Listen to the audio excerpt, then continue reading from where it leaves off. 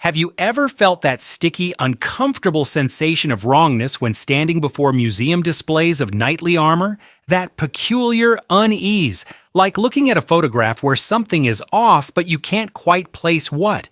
The proportions feel wrong. The dimensions seem impossible. Your body reacts before your mind catches up. For years, they've fed us the romantic image: noble warrior, steel protector, tournament hero, gallant knights encased in gleaming metal, defending maidens and conquering kingdoms.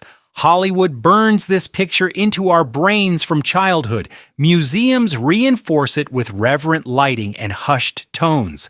But stop for a second. Forget everything written in history textbooks. Forget the paintings of armored cavalry charging across battlefields. Simply look at these metal shells with the eyes of an engineer or biologist. Before you lies one of the loudest material proofs that official chronology is a house of cards ready to collapse from one inconvenient question. Take a measuring tape right now. Measure 50 centimeters. Try closing it around your waist. Can't do it? Of course not. Unless you're suffering from severe dystrophy or have undergone rib removal surgery, your body physically won't fit. Yet in the Wallace collection in London stands armor labeled ___0 __0 with a waist circumference of exactly 48 centimeters. The Metropolitan Museum in New York displays a suit measuring 47 centimeters at the waist. The Royal Armories in Leeds, 49 centimeters. These aren't ceremonial pieces. These show battle damage, real dents, real scratches, real evidence of combat use. We're told these were functional combat equipment worn by professional warriors whose lives depended on physical capability, lung capacity, and core muscle power. Do you seriously believe a soldier voluntarily compressed his liver, kidneys, and intestines into a space narrower than most women's thighs?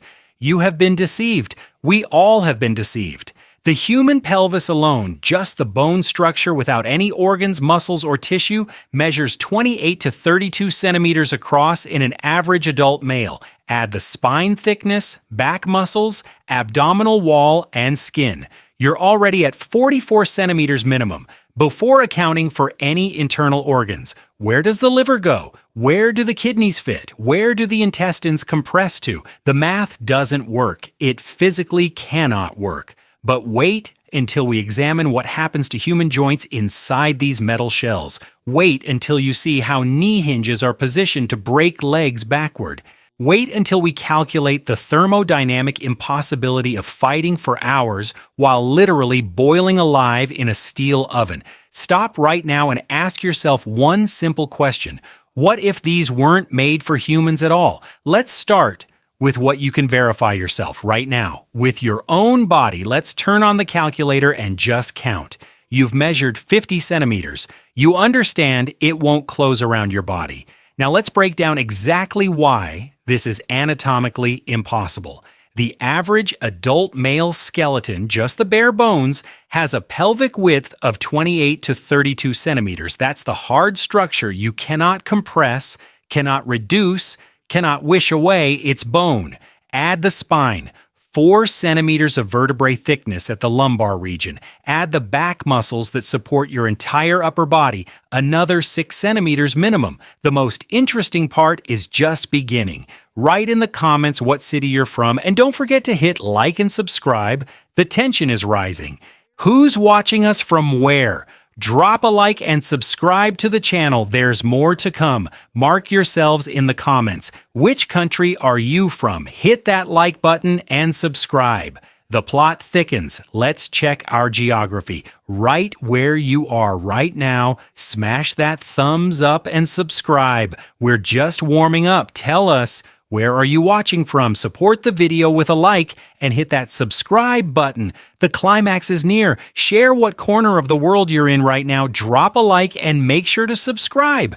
Things are developing rapidly. Write your city in the chat, slam that like, and hit subscribe so you don't get lost. All the juiciest stuff is ahead. Let's get acquainted. Who's from where? Hit like and subscribe right now. The intrigue is building. Write where you're watching this episode from and reward us with a like and subscription. Emotions are off the charts. Quickly write what city you're from, drop a fat like, and subscribe to the channel. Add the abdominal wall, the muscles that let you stand. Twist, swing a sword, 4 centimeters. Add skin and subcutaneous fat, even on a lean warrior, 2 centimeters minimum. We're already at 44 to 48 centimeters, without a single internal organ. Now add the liver, the largest organ in your body, sitting right where that armor cinches tight. Width, approximately 15 centimeters at its widest point. Add the kidneys on either side of the spine. Add the spleen, add the stomach, add 6 meters of intestines that need to coil somewhere. Where do they go? Historians mumble about quote 1 and quote 2. They show you paintings of wasp-waisted nobility and talk about beauty standards of the era. Fashion.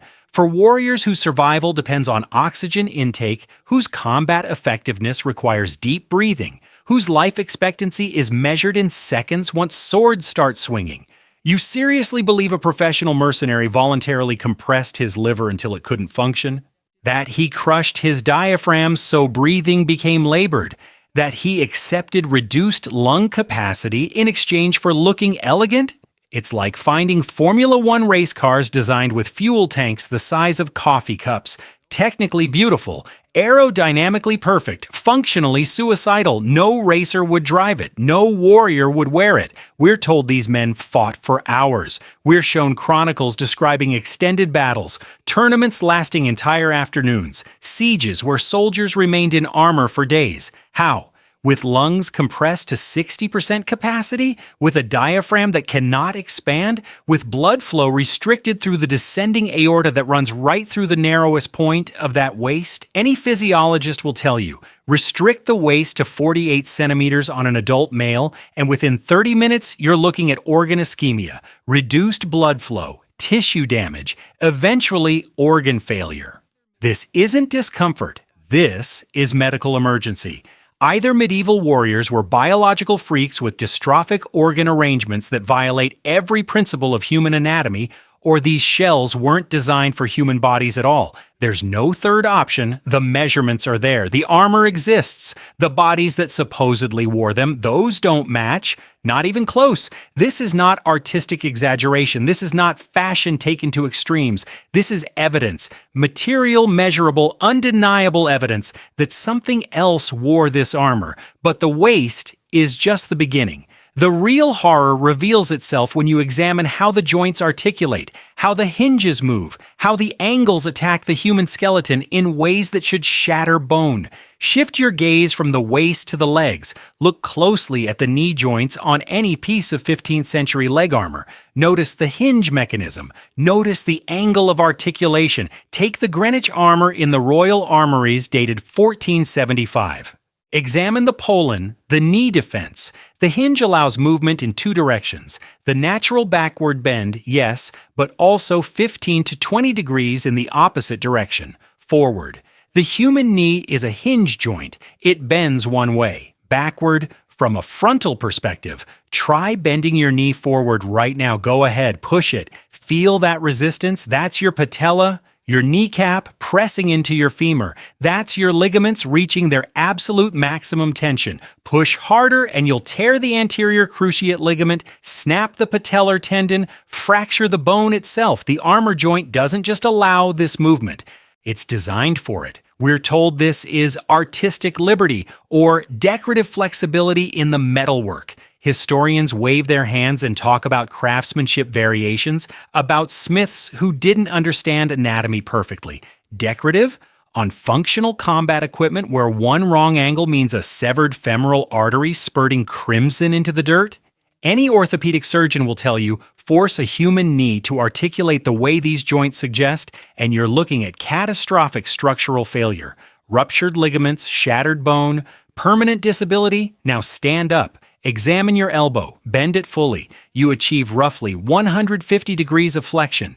That's the maximum range before your forearm physically contacts your bicep.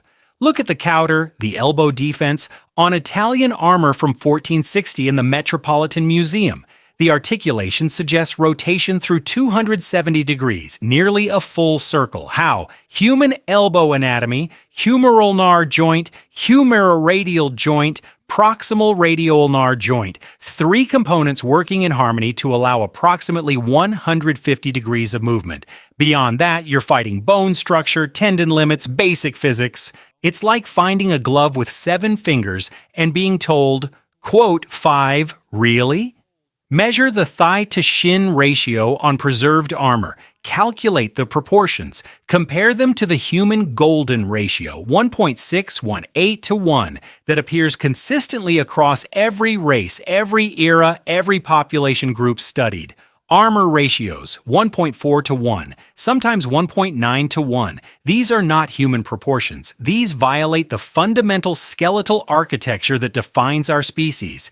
Either human anatomy radically transformed in 500 years, which contradicts everything we know about evolutionary timescales and skeletal development, or these frameworks were built for bodies with fundamentally different biomechanics.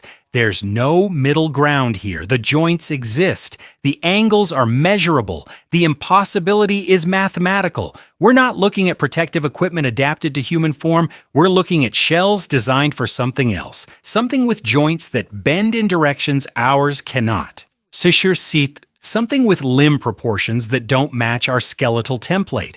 This isn't speculation, this is geometry, this is anatomy, this is evidence sitting in museums under glass waiting for someone to actually measure it. But perhaps you're thinking, maybe they just couldn't engineer it properly. Maybe medieval smiths lacked the precision to match human movement? Wrong. The production quality will shock you even more. Because the precision you're about to see demolishes any fantasy about primitive forges and skilled blacksmiths. Run your hand along the surface of 15th century tournament armor in any major museum. Not behind glass, find a reproduction or a piece that allows tactile examination. Mirror finish, perfectly smooth, 0 hammer marks. Compare this to modern automotive body panels, industrial manufacturing standard for car doors, thickness variance of plus or minus 0.3 millimeters across the entire surface. Quality control for aerospace components plus or minus 0.2 millimeters. Medieval armor plus or minus 0.1 millimeters. Let that sink in. We're told these were hand-forged, hammered into shape by blacksmiths working over charcoal fires, using techniques passed down through generations, relying on eye and experience.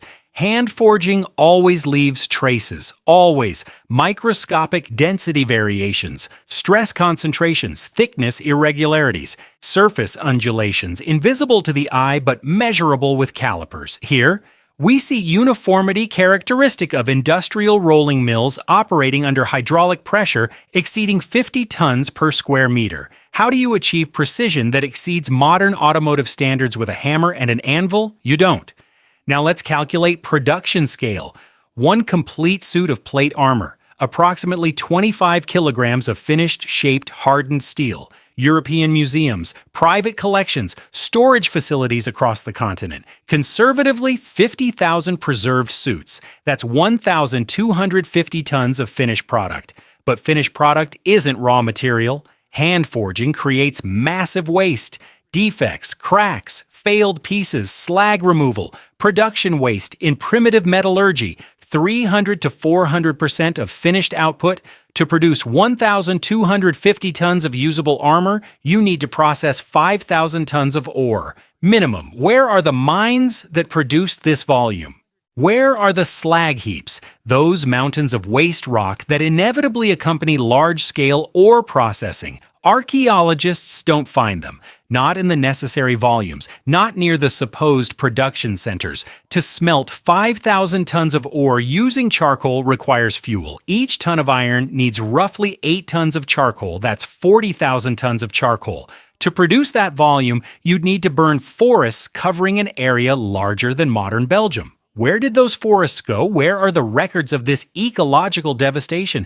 Zero documentation, zero physical evidence, zero slag mountains. It's like finding thousands of smartphones and being told they were assembled in workshops using candles and hand tools, but nobody can show you where the silicon came from or where the circuit board factory stood. Chemical analysis, when museums actually permit it, which they rarely do, reveals something even more disturbing. Phosphorus content, 0.02%. Sulfur, 0.01%. This is aerospace-grade alloy purity.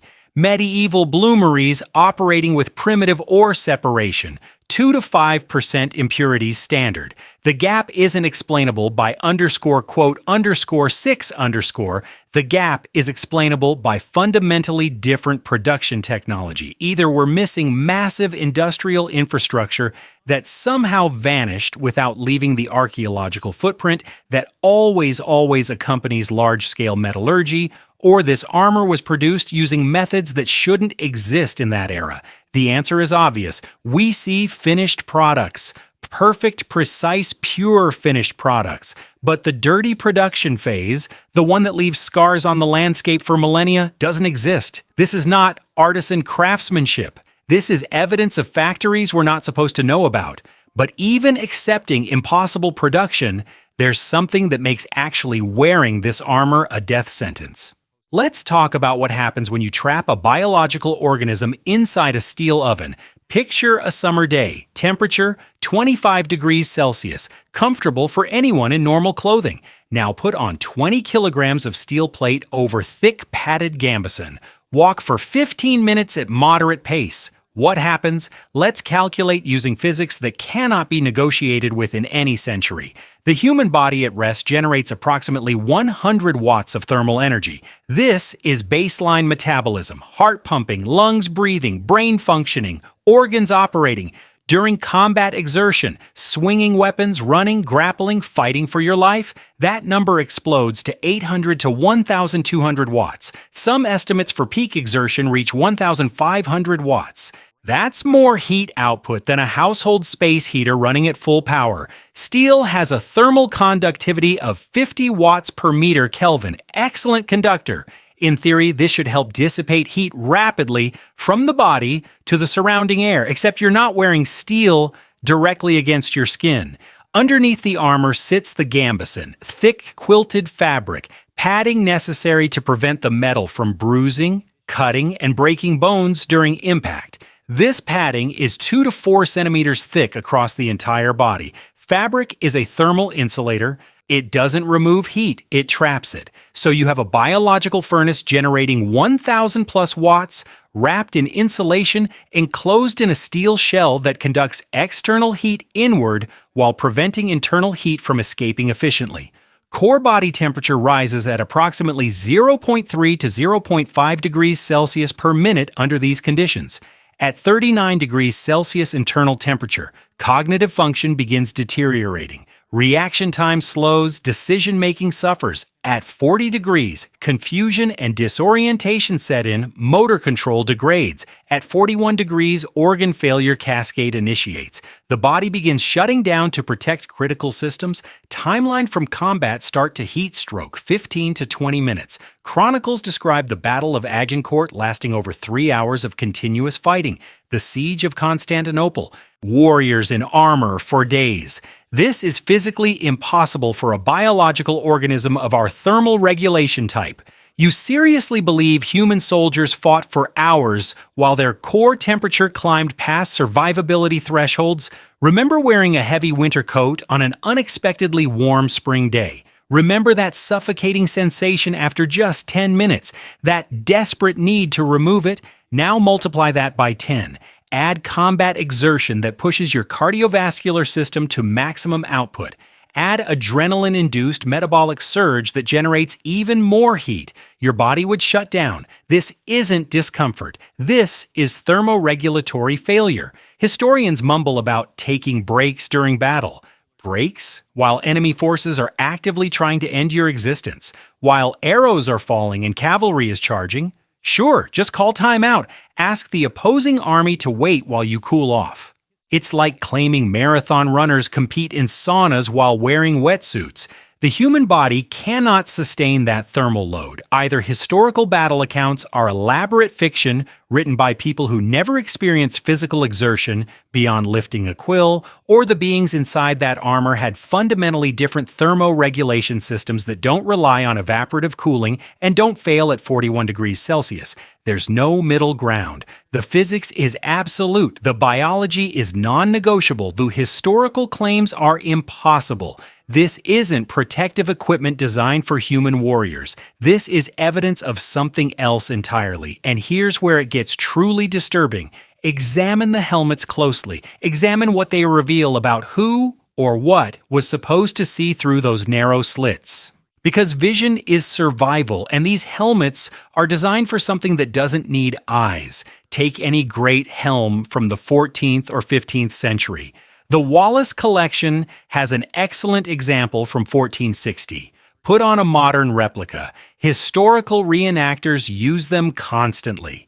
Your field of view collapses to 15 to 20 degrees horizontal, 10 degrees vertical. Human binocular vision, 114 degrees horizontal, 60 degrees vertical. Peripheral vision extends even further, up to 170 degrees for detecting motion. You've just lost 85% of your visual field. Try walking through a room with this restriction. You'll collide with furniture, you'll misjudge distances, you'll fail to see objects entering from the sides until they're directly in front of you. Now add multiple opponents with swords, axes, and spears. Add battlefield chaos. Add the absolute necessity of tracking threats from every direction simultaneously. What warrior voluntarily blinds himself before mortal combat? Peripheral vision isn't luxury, it's survival mechanism. It's how you detect the flanking soldier, the incoming projectile, the cavalry charge from your weak side. Without it, you're a target. A slow, blind target waiting for something you can't see to end you. But vision isn't the only problem sealed inside that metal shell. Helmet internal volume, approximately 4 liters. Human lung capacity, 6 liters per breath. Combat breathing rate, 40 to 60 breaths per minute. That's 1 breath every 1 to 1.5 seconds. Calculate air exchange. With each breath, you're cycling roughly 0.5 liters of air in and out. In a sealed 4-liter chamber with minimal ventilation, those tiny vision slits don't provide meaningful airflow. Carbon dioxide accumulates rapidly, 3 to 5 minutes. CO2. Buildup reaches levels causing hypoxia, cognitive decline, loss of fine motor control. Exactly what you need when your life depends on split-second reactions. We're told these were functional combat helmets, used in actual warfare, worn for extended periods during sieges and battles. Do you seriously believe soldiers fought effectively while suffocating in their own exhalations? Now examine the next stress. Helmet weight. 3 to 5 kilograms sitting entirely on cervical vertebrae. During combat, you're constantly moving your head, scanning for threats, tracking opponents, adjusting position. Rotational inertia calculation. When you snap your head left or right while wearing 4 kilograms at that distance from your spine's pivot point, the stress on cervical vertebrae exceeds safe biomechanical limits by 300%. One sharp movement, one unexpected impact, vertebrae fracture, spinal cord damage, instant paralysis, or worse. And here's something even more disturbing. Many helmets feature internal locking mechanisms that cannot be opened from inside. Read that again. The person wearing the helmet cannot remove it themselves. Someone else must unlock it from the outside. This isn't protective equipment. This is restraint. This is a prison for the head. It's like designing a race car helmet that blinds the driver, cuts off oxygen, and can only be removed by pit crew. No sane person would use it. Either medieval warriors were suicidal idiots with no regard for basic survival instincts, or there was no human face inside that needed to breathe with human lungs and see with human eyes. What if these helmets were designed for sensory systems we don't possess? Compound eyes like insects, thermal vision, electromagnetic sensors, remote viewing through technological means we can't even conceptualize. We're not looking at headgear adapted to human biology. We're looking at interfaces for something fundamentally different. But the most disturbing evidence isn't in adult armor. Look at what museums keep in back rooms. Look at the children's armor with real battle damage. Because when you find combat equipment sized for a 7-year-old body with lance impact damage on the breastplate, you're not looking at medieval childhood anymore. Tower of London, White Tower Armory, child-sized plate armor cataloged as boys' armor English circa 1480. Estimated wearer age based on dimensions, 5 to 7 years old. The breastplate has a dent, a deep circular depression consistent with lance impact during mounted combat, real battle damage, on armor designed for a body barely 1 meter tall. What parent sends a 6-year-old into the vanguard where lances are shattering against metal at velocities exceeding 30 kilometers per hour? Medieval nobility obsessed over succession, bloodlines.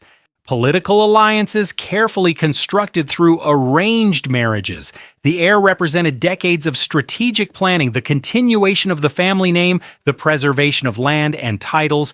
You don't risk that in frontline combat, ever. Especially not at age 7 when a child's bones are still developing, muscle mass is minimal, and coordination is barely sufficient for running without tripping. Yet the damage is there, verifiable, measurable. But examine the proportions more carefully, measure the limb ratios, compare them to actual human child anatomy. Legs, too short relative to torso, ratio approximately 1.3 to 1. Human children at that developmental stage, 1.5 to 1. Arms, too long relative to body height, ratio approximately 1.7 to 1. Human children, 1.4 to 1. Shoulder width to hip width, wrong. Head circumference to neck circumference, wrong. Torso length to limb length, wrong. This is not human child anatomy. This is something else wearing child-sized armor. Calculate the strength requirements. The weapons found alongside these armor sets, swords, maces, warhammers, show wear patterns indicating actual use. These weren't ceremonial toys. A longsword weighs 1.5 kilograms. To swing it effectively in combat requires arm and shoulder strength exceeding what any 7-year-old human possesses. Muscle cross-sectional area at that age, insufficient. Bone density, inadequate for the impact forces involved. A child wearing that armor, swinging those weapons, receiving lance strikes that dent the breastplate should have every bone in their body shattered. Ribcage collapsed, spine fractured, internal organs ruptured. Either these children had adult-level musculoskeletal strength in prepubescent bodies, which violates everything we know about human development, or they weren't children at all. What if these are simply small-statured individuals of a different species? What if child armor is actually standard size for a race of compact, powerful beings engineered for combat? It's like finding military equipment sized for chimpanzees, but requiring gorilla strength to operate. The proportions don't match any known primate developmental pattern, and here's what makes it truly disturbing. Many of these child-sized suits have internal locking mechanisms, locks that engage from the outside. The wearer cannot remove the armor themselves, cannot escape, cannot free themselves even if injured, even if overheating, even if suffocating. This is restraint equipment. This is gear designed for a captive, a slave, or a remotely controlled biological unit. Either medieval society engaged in systematic child sacrifice on an industrial scale, sending thousands of prepubescent heirs to certain doom for no strategic or cultural reason documented anywhere, or these weren't children. They were something created specifically for combat. Something grown or assembled to fit standardized armor dimensions. Created. That word should make you pause.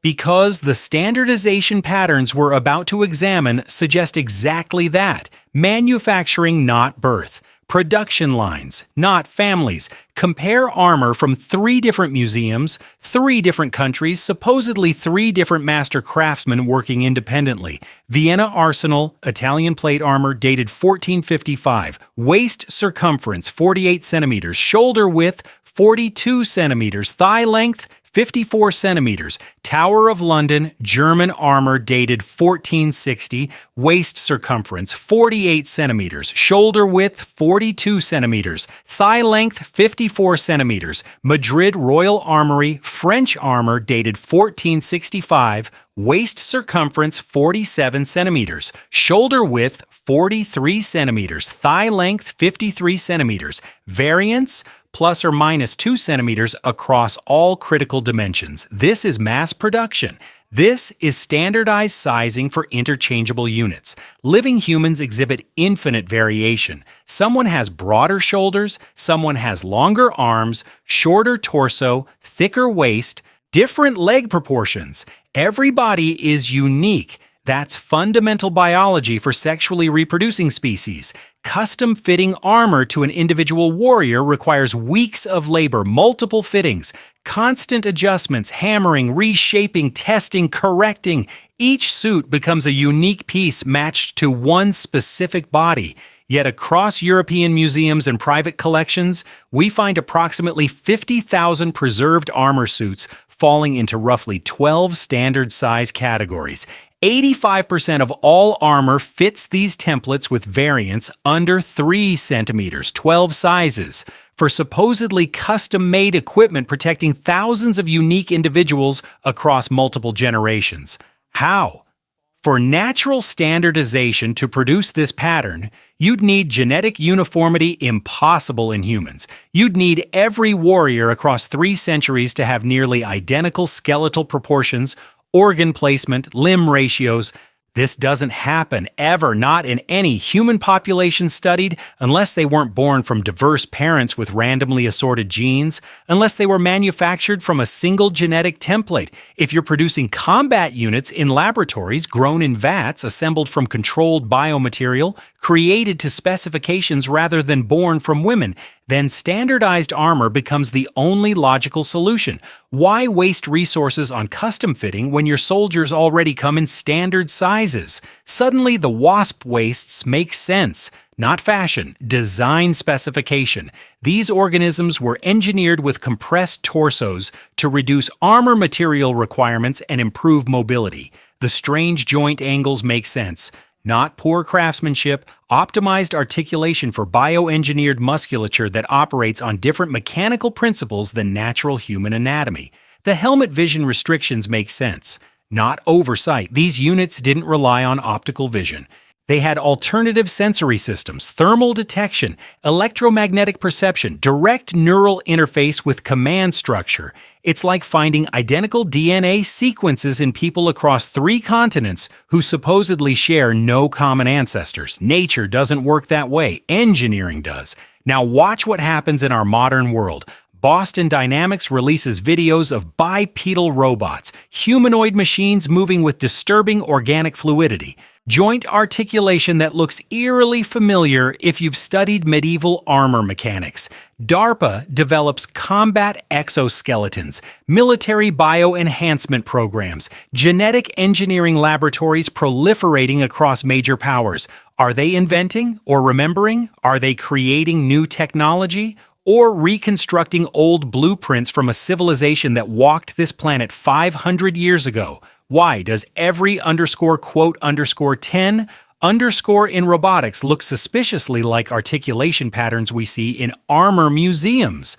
Either we're experiencing the most statistically impossible coincidence in technological history, or we're excavating forbidden knowledge, rediscovering what was deliberately erased. These weren't warriors, these were manufactured soldiers, standardized combat units produced in factories we're not supposed to know existed. And then suddenly, catastrophically, the production stopped. The factories went silent. Let's examine what happened to end that civilization. Look at the timeline. Focus on a 30-year window that changes everything. 1450 to 1480. Peak armor production, mirror finish surfaces, perfect articulation, metallurgical purity matching aerospace specifications, complex micro-stamping, hinges with tolerances under 0.1 millimeters, 1480 to 1510, total technological collapse, quality nosedives, surfaces become rough, pitted, crude. Articulation degrades to primitive leather straps and basic rivets. Metal purity drops from 0.02% impurities to 3 to 5%. Precision vanishes. 30 years. 1 generation. Complete loss of manufacturing capability. Historians mumble their standard explanation. Firearms made armor obsolete, so craftsmen stopped caring about quality. This is a lie calculated for people who've never held a musket or examined ballistic physics. Early firearms, arquebuses, and early muskets from 1480 to 1520 were inaccurate beyond 50 meters, weak enough that quality breastplates stopped the balls cold, and required 2 to 3 minutes to reload, a single reload cycle. Meanwhile, an armored soldier closes distance and ends you. Quality armor remained effective against firearms well into the 1800s. Cuirassiers wore breastplates that deflected pistol rounds during the Napoleonic Wars, 3 centuries after this supposed quote, _12 . So why did quality collapse? Examine what disappears. Micro-stamping, gone. Those tiny maker's marks pressed into metal with hydraulic force vanished completely after 1490. Complex hinges requiring precision machining replaced by crude pins and leather.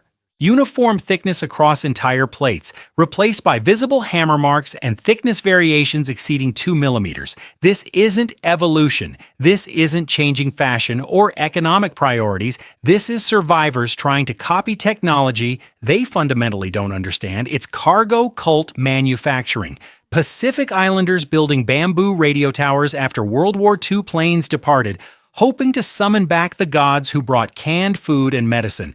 They remember what it looked like. They can't recreate what made it work. Post-1500 European armorers, hammering out crude imitations of masterworks they found in warehouses, stretching remnants of former greatness onto primitive frames using techniques that produce garbage compared to what came before. The knowledge vanished, not gradually, not through normal generational skill transfer where fathers teach sons and quality slowly drifts, instantly, catastrophically, completely. You seriously believe humans just quote 13 how to achieve 0.02% metallurgical purity in 30 years? That an entire continent simultaneously lost the ability to operate equipment they'd supposedly been using for generations? How does that happen unless something catastrophic destroyed the infrastructure? The factories stopped. The power grids died. Those who knew how to operate the machinery, who understood the real production methods, perished or departed. What remained? Savage remnants pawing through warehouses, trying to understand devices beyond their comprehension. We call it the late medieval period. Actually, post-apocalypse recovery phase. Where are the slag heaps from this massive pre-1480 production? Where are the forest wastelands from charcoal burning? Where are the mine complexes that processed 5,000 tons of ore? None exist, not in necessary volumes, not in correct locations. We see finished products, perfect, precise, impossible finished products, but the dirty industrial phase, the one that always leaves archaeological scars for millennia, doesn't exist. Either the production infrastructure stood in completely different locations using fundamentally different methods, or something erased it so thoroughly that not even ruins remain. The buildings stand, museums display the armor, but the production base for creating them vanished as if it never existed. This is evidence of catastrophe. Evidence of civilization-ending event, evidence that what we call history is actually the slow crawl back from apocalypse, and the evidence of those factories, that infrastructure, those forbidden production methods where museums keep it locked away from prying eyes.